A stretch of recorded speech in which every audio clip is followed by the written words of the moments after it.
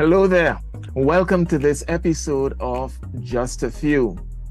My name is Patrick Antoine, and I use this platform to provide biblical responses to questions from people just like you.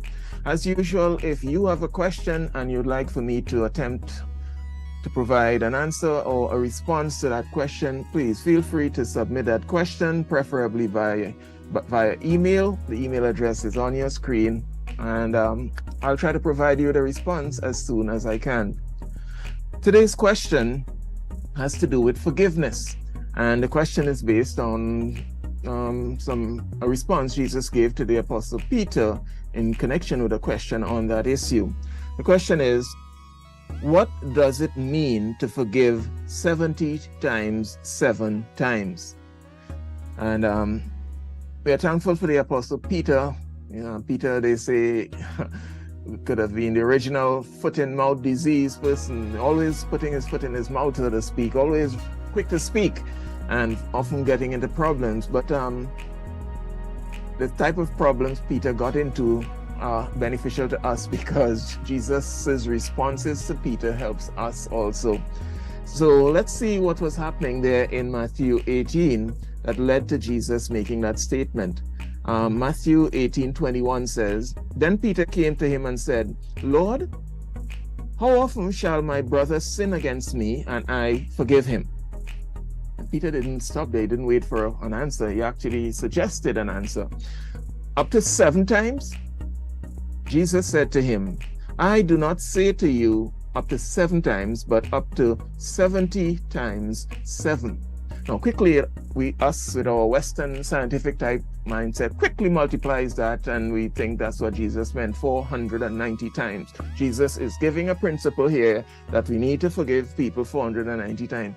You don't understand the culture of the people or the type of speech they use in their culture. This is an example of what could be called hyperbolic speech or exaggerated language, where for emphasis you say something that like you can't.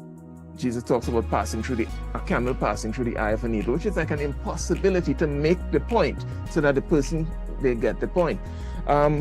Why did Peter suggest an answer to his own question? And the reason for that is, in New Testament time and pre-New Testament times, there were a number of dominant rabbinical schools with the dominant rabbis of the Jewish faith. And based on a statement made repeatedly in the first 2 chapters of the book of the prophet Amos, one of the rabbinic schools came up with this teaching that you can forgive. If someone sins against you once, you forgive them. If the person sins against you twice, you forgive them. If they sin against you a 3rd time, you forgive them. But if they sin against you the 4th time, don't forgive them. And when you read Amos chapter 1, you'll see what is called a Hebraism, a Hebrew expression. In English, it's translated for 3 transgression against, and he names a city or a nation, and for 4, which means for continued transgression. And so the rabbis took that and they said, listen, up to 3 transgression, you could forgive them. Once you go to the 4th, you will not escape the punishment, because that's how Amos presented his prophecy against those nations. So that's one of the rabbinic traditions, that you'll forgive a person up to 3 times. So Peter must have been patting himself on the back and saying, Lord, I'm willing to forgive a person up to 7 times. So Peter thought he was going double 3 times and then 1 more for good measure. And he was expecting Jesus to say, wow, Peter, you are very generous with forgiveness. You have outdone the rabbis. Jesus didn't say that. Jesus said, I don't say to you just up to 7 times, but 70 times 7. Meaning, nobody's going to go around and say, okay, I've forgiven you 489 times. I've checked it. Remember back 37 years ago, you started, and no. Anybody who, even if it took that literally, who would have been keeping count, and you have forgiven that one person 489 times, if you're willing to forgive that many times, I'm sure you will find it somewhere in your heart to forgive the person again. So Jesus doesn't mean it literally, that you should be counting how many times you forgive a person. And once you reach 490, it's sort of like that person would have been like the cat that with the proverbial, that's it, that was your 9th life. That's it. No more forgiveness for you. So Jesus, in responding to Peter, gave a parable right after, which I don't have the time to go into, where he expresses to us how we must view forgiving others in the light of how much God has forgiven us. And when we adopt that type of mindset, we will not keep count of how many times somebody has transgressed against us. We develop an attitude of forgiveness towards that person, which is what God wants us to do, because that's how gracious and merciful God is to us. And that's Jesus's point, that just as God is rich in mercy toward us and is willing to forgive us as long as we humble ourselves and come to him asking for forgiveness, we too must be willing to forgive that person, no matter, regardless of how many times we have to do it.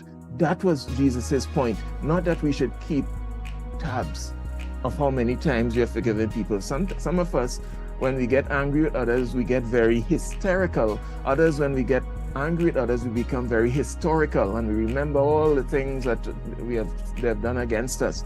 So do yourself a favor. Forgiveness is for us. It's for our benefit. When we don't forgive, we bring all types of problems upon ourselves, not the least of which is it affects our relationship with God. Now, there's a lot more to forgiveness than just surface issues, because it's an act of the will in which you release that person from us being bitter to that person and so on, and from any debt they may have against it. But that doesn't mean that you're going to have to be immediately reconciled. You could forgive a person and just decide, I'm not going to allow you to hurt me anymore. You could decide you're going to put some distance between you and that person, either physically or emotionally. Put some distance, but you have genuinely forgiven. This passage is about forgiving, not about reconciliation. God expects us to forgive. An act of our will, we choose to forgive that person. I'm not bitter against you. In some cases, you might just simply say, but okay, right? Keep the distance. I don't want to be interacting with you anymore, or for as long as possible. So that's what Jesus meant, that you must be rich in mercy towards others, not just 2 or 3 times or 4 or 5 times.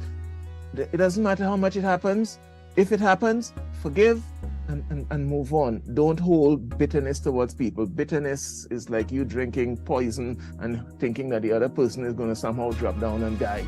That's foolish. So that's my response to that question of what Jesus meant. It was a figure of speech to help others know, hey, let's keep forgiving. Forgive. My name is Patrick Antoine. Thank you for the question. As usual, I hope my response shed some light. Until the next time, grace and